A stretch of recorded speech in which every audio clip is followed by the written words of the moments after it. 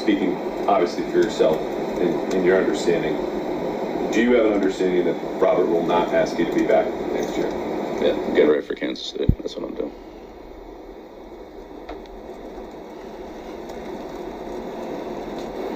Outside of all the rumors, do you want to? Yeah, I'm getting ready for Kansas City.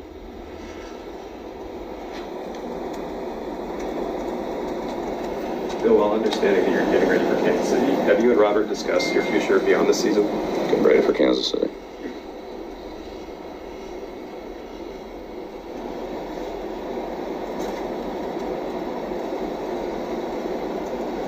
What is going on, YouTube? It's Coffee back, and we're talking NFL. And if you didn't see right now, as we get the old Bill Belichick routine that we've come to become so accustomed to over the years, we're just focused on next week, or insert the next team, as in this place, Kansas City. We've seen this a million times, but I gotta say, Bill felt a little more emotionless than just void of life than any time before. Does anyone agree with that out there? I mean, we've seen this a million times from Bill. This is what he does. He just zero emotion on his face, talks monotone, right? We've seen it over and over again, but it felt just a little more empty of human emotion, in my opinion. But as this is going on, the internet is exploding right now, the blogosphere, when it comes to the NFL and the Patriots and Bill Belichick. And this is not new breaking news. All these sources are running with it. I'm kind of on the run right now, so I didn't have time to go dig it back up. But if you go back over my videos, I think it's one of the ones that didn't hit in the blogosphere, so I don't think it really got any views. It didn't hit algorithmically. But one of my NFL videos, I talked about this, I want to say almost a month ago or so, which they're saying this decision has been made, that Belichick's up out of here. He's on his way. I think it was Schefter or someone that was talking to Orlovsky. I think it was Rappaport. Because, you know, if like Rappaport and Schefter said it, you can pretty much take it to the bank majority of the time, right? More times than not. That not only was he not going to be back, that he had already set up shop with wherever he was going to go next year. And they wouldn't really elaborate any further, but I forget who it was, but I feel like the Chargers was who they mentioned. Maybe I'm bugging, maybe I'm tripping, but the blogosphere is just going bonkers right now. And right before we get to that too, what does everyone think about Stephen A. Smith taking the opportunity to throw a shot at Belichick and talk about ego, and, you know, that he flucked up, he pushed the golden boy Tom Brady out? As you know, the way it all went is Belichick was trying to be steps ahead with his chessboard and setting the pieces up and everything, and he saw Jimmy Garoppolo as the next guy, the next era of New England Patriots football. And like Garoppolo, things are not going so well for him. The guy's had a lot of injuries over his career, but what do you guys think? Was he out of his gosh dang mind for trying to do that?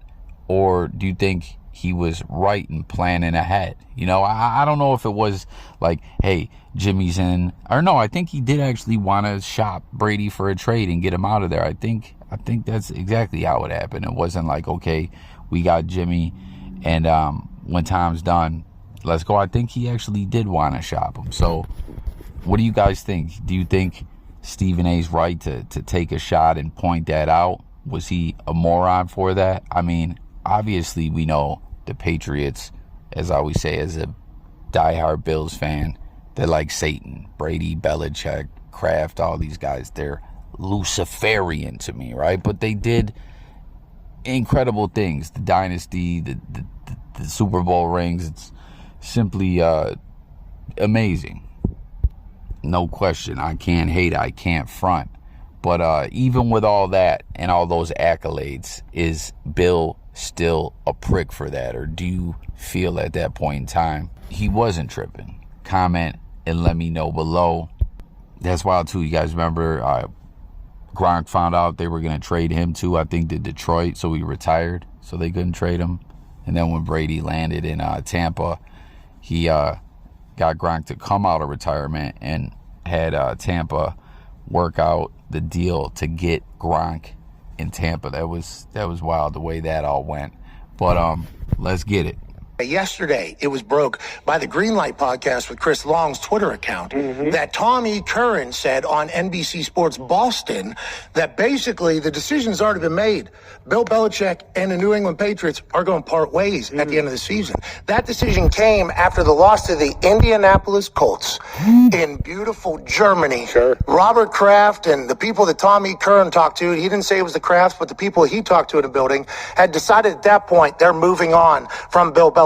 Since that point, not a lot of great has happened other than the primetime win over the Pittsburgh Steelers. So Tommy Curran basically reiterated the fact on NBC Sports Boston that from his understanding and from his, it was like a matter of fact that they're moving on from Bill Belichick. Yes. Ty Schmidt, we obviously have relationships with Tommy Curran.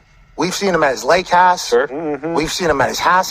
Yep. We've seen him at bingo. Yep. We've seen him at work. We've seen him. We know Tommy Curran. Oh, yeah. Tommy Curran's been covering the Patriots a long time. Tommy Curran has connections in the New England Patriots world.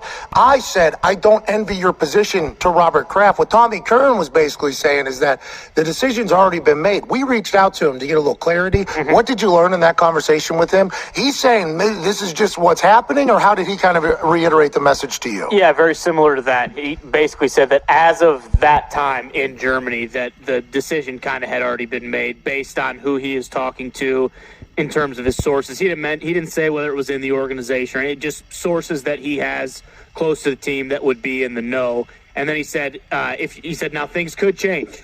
It's possible things could change. But he said, you look at post-Colts game, like, things haven't gotten better. Like, granted, they won on Thursday night. But he said, great win over Pittsburgh Steelers. But he said Matt got benched, get beat by the Giants, get beat at home 6-0 by the Chargers. So he said, things could change. But as of the Germany game, when he was talking to his sources, the decision had already been made. And that's not his opinion. And it's not like necessarily a statement of fact either. But from what he is hearing, like, that decision had already been made after the Colts game in Germany. That tweet from Chris Long's Greenlight podcast, yes, that one went. Yeah. It went. It said per NBC, too. Didn't even say, NBC Sports Boston, which I think would have even more would have amplified it all, which is where Tommy Curran is. They have since deleted that tweet, I think put another tweet out that kind of, re-clarified it. But that thing went. Yeah. And yesterday, all of a sudden, I'm on the internet, and I'm just having a little time, and I just, one little refresh of the thing, and it was, Bill Belichick's gone from New England, pretty much. Decision's been made. That's pretty much what happened whenever Tommy Curran says this thing, and then it gets kind of amplified by everybody. How'd Boston and New England respond to this? I assume it got loud over there pretty quickly? Yeah, it got loud. I think a lot of people are split on it just because, like we said on Monday, people don't Hair looks sweet. That. Thank you very much. That's at Boston Connor. It's finally here. It's finally got here. But first thing with Tom Curran, Stash is good too. Nobody is really good too. Nobody knows. He found out the New England ratio of mustache. Yeah, JC. Yep. Shout out to the backboard barber. Yeah, shout out. He got it. He nailed it. Yeah, the mustache looks really good. Yeah, good to go. So you hear McAfee and them were really diving in deep on this topic, man. Like I said, though, this isn't new news. I was surprised no one was really talking about this before. Again, go back, check my videos. Fluck my video, go check the headlines again. I think it was Rappaport who said it. But, I mean, things have just been so abysmal with the Patriots that no one's really talking about them. That dynasty and everything they done seems like 10 years ago or even longer. It seems so long. It was just another time in a galaxy far, far away.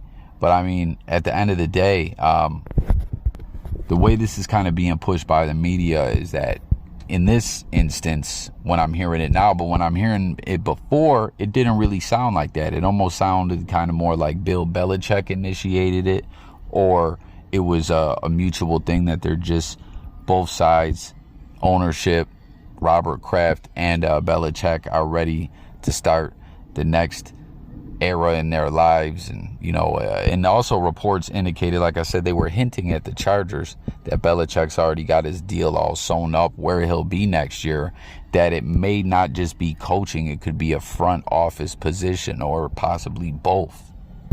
But now you hear the way they're talking about it in the New England/Boston media getting in on it. They're like saying that Kraft, after the whole Germany hell, you know, that Kraft came to him and was like, Bill, it's a wrap. You're gone. Time to go. Enough is enough. Keep it moving. Get out of here. Push on. Which, in my opinion, everyone let me know what you think. I feel, as I stated before, was being put out there more like it was a Belichick thing or a mutual thing. I think both sides are ready, man. They had their run. They can't really get anything shaking and moving now.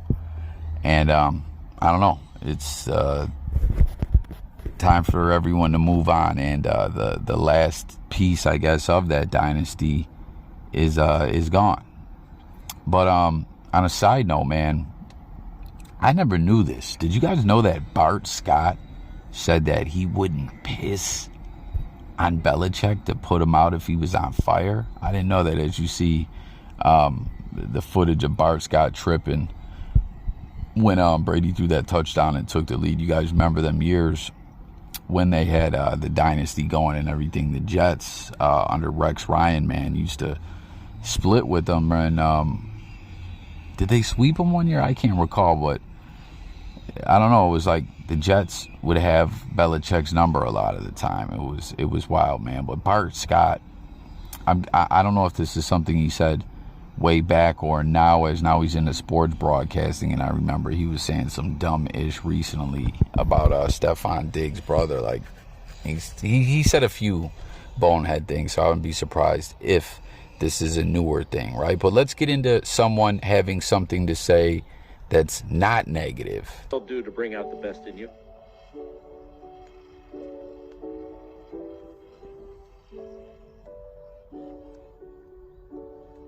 I think it's more what did he not do to bring out the best in you. He,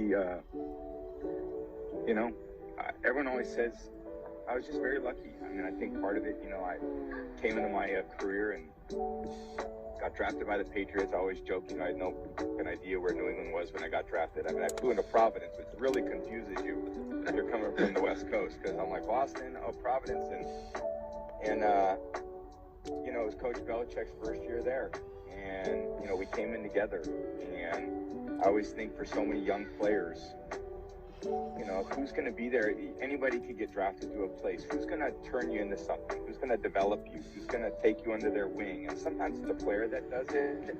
And I definitely had a lot of players do that. And obviously, I had someone that really saw something in me that, you know, not a lot of other people did.